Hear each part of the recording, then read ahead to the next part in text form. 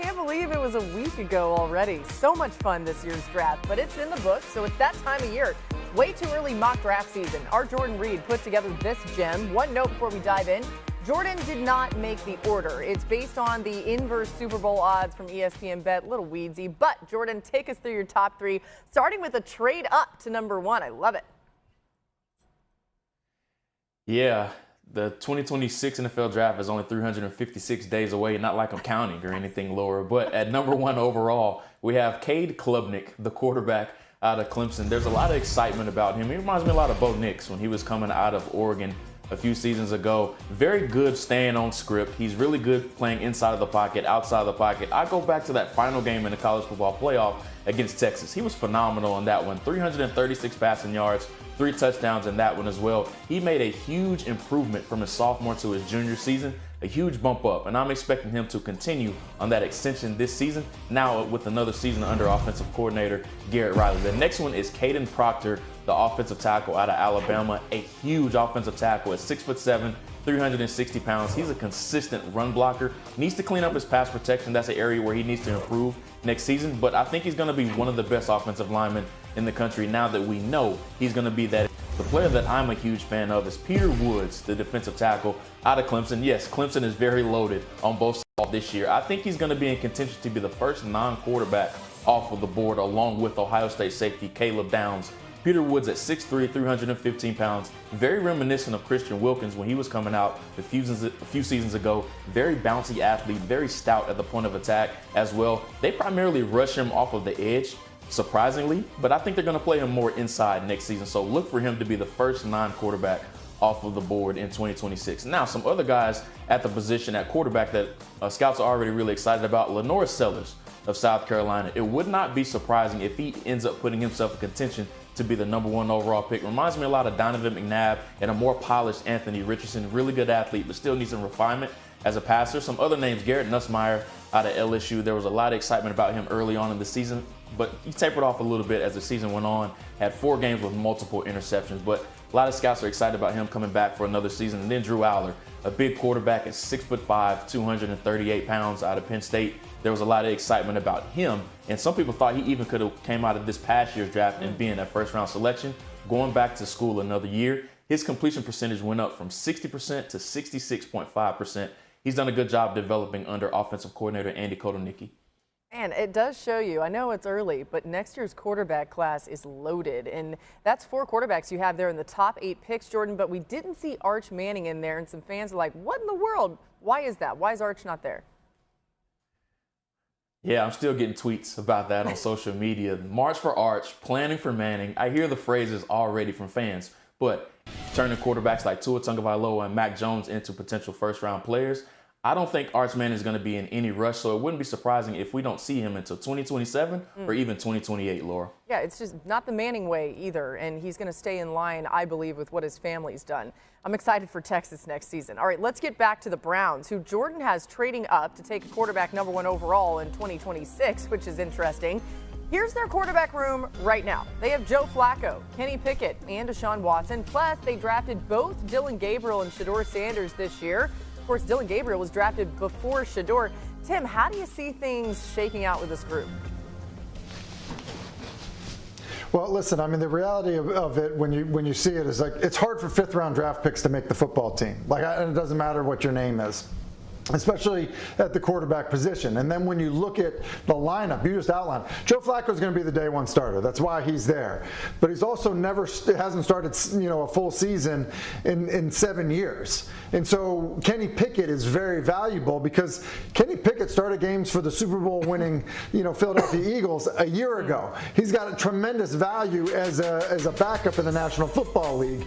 So this idea that like, oh, hey, you just ship Kenny Pickett off and go with 2 rookie quarterbacks behind Joe Flacco, I don't think that Kevin Stefanski is going to feel great about doing that. And so then I think when you look at, Dillon Gabriel, look, he's a better prospect in the eyes of the Cleveland Browns. They took him 2 rounds earlier than they took Shedeur Sanders. So there aren't enough reps to go around. I think people need to understand this. You could have a period in practice where you have a 14-play 7-on-7 period. Well, like the starter Flacco is going to get 7 of them. Then you're going to have 5, that go to Kenny Pickett, your backup. Well, you have 2 reps left that probably go to the 3rd guy. So it's hard. I've lived it as the 4th quarterback at times where you're there, you watch practice a lot. You don't even get a chance to prove that you're good enough to make the team. And I think that's the fear if you're Shedeur Sanders. Yeah, listen, I hate to disagree with my fellow Eagle right here, but if you're the Cleveland Browns, first of all, we know what Joe Flacco is at this point in his career. The last time we saw Joe Flacco in the Cleveland Browns uniform, he was out there throwing picks to the opposition, the Houston Texans. We know what he is. Kenny Pickett has been on 3 teams in what, a year time or whatever it is, 2 years. We know what Kenny Pickett is. If you're the Cleveland Browns, you have 2 first-round picks in 2026. I think the priority has to be what we need to evaluate both of our draft picks, both Dillon Gabriel and Shedeur Sanders, to see if either one of those guys can possibly be the quarterback solution. Because if either one of those guys hits, then that just only increases the values of those 2 2026 draft picks in the first round. So I think the focus should be on the rookies. We know what the veterans are right now. Listen, I don't disagree with you that your assessment of Flacco and Pickett, I agree with. I think you're right. You also have a staff and an organization that's like, we got to try to win some games, and so we're going to do it with a guy that it went 3 rounds before someone felt comfortable picking him, and a guy that it went 5 rounds before somebody was comfortable picking him. Like, we're going to roll into the season with those 2 guys. And look, I'm not saying that a team can't keep 4 quarterbacks. We've seen it before. At one point, Tom Brady was the 4th quarterback on a roster, behind Bledsoe, Hewitt, and Michael Bishop. Like, it can happen. I think that. Look, Flacco's there for a reason. They're paying him the way they're paying him for a reason. And Kenny Pickett was acquired because he's proved himself to, at a minimum, be a quality backup. So you just run out of time and reps to evaluate young players at the quarterback position. So the Browns look at the roster as value through the prism of value and currency. So that could lead to some trade opportunities when you have 4 quarterbacks to recoup some of the picks that they just gave up for Dillon Gabriel, for Shedeur Sanders, that they felt was too good of value in the 5th round to pass up on. They gave up the 5th round pick to get Kenny Pickett in a trade. And so if one of them plays well in the preseason, it could lead to some opportunities somewhere else where they take that number from 4 to 3. And you mentioned Gabriel, Tim. I was told in the draft, even in the days leading up, from other teams that the Browns were really high on Gabriel, and that his ability as a passer and feel for the game, a lot of teams were high on, more so than maybe the media. He's just very small and probably limited as a skill set compared to some other players, but Browns really like the player. It's interesting. I mean, you never know which teams may end up needing a quarterback that don't need one right now. Things can change for sure. But, Tim, I think that view into what it's actually like splitting up reps is really important to pay attention to and how they think about all of this.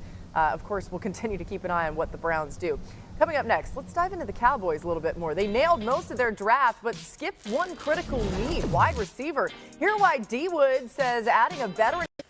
Xin chào tất cả các bạn đã đến với kênh YouTube của mình.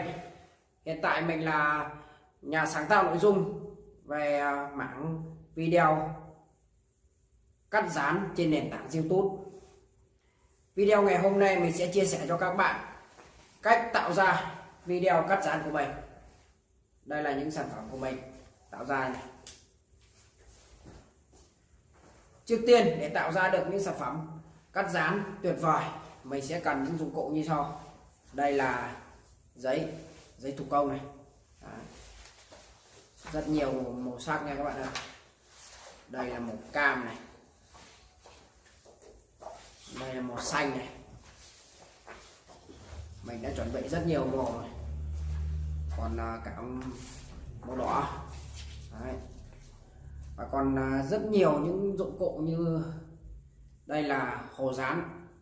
Đây, các bạn ạ, hồ dán để mình dán những chi tiết của sản phẩm vào này. Đấy.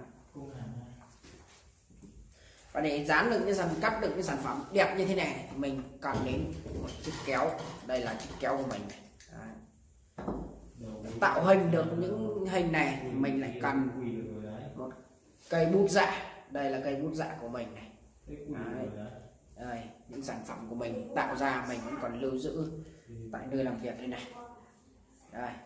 Đây, chiếc máy chơi game của mình đây này. Đấy, chiếc cặp đây các bạn này. Mình đã tạo bao la rất nhiều sản phẩm rồi. Và quá trình mình tạo ra sản phẩm này không thể thiếu được một dụng cụ nữa là đây là chiếc chân kẹp điện thoại. Đây là chiếc điện thoại để mình quay lại quá trình mình tạo ra sản phẩm này. Đây, đèn hỗ trợ ánh sáng của mình. Đấy. Rất nhiều sản phẩm thì nhiều lắm, bao la mình nói ngày mai cũng hết được. Đây là nút bạc mình đã đạt được đây này các bạn ạ. Nút bạc của mình sẽ giới thiệu một chút về sản phẩm của mình. Đây là sản phẩm ngôi sao nha. Này, ví dụ đây là sản phẩm ngôi sao, và để tạo ra sản phẩm này thì mình lại cần một giấy thủ công màu, đây giấy thủ công màu đỏ và giấy thủ công màu xanh đi. Đấy, đây là mình đang ví dụ cho các bạn thấy nhé.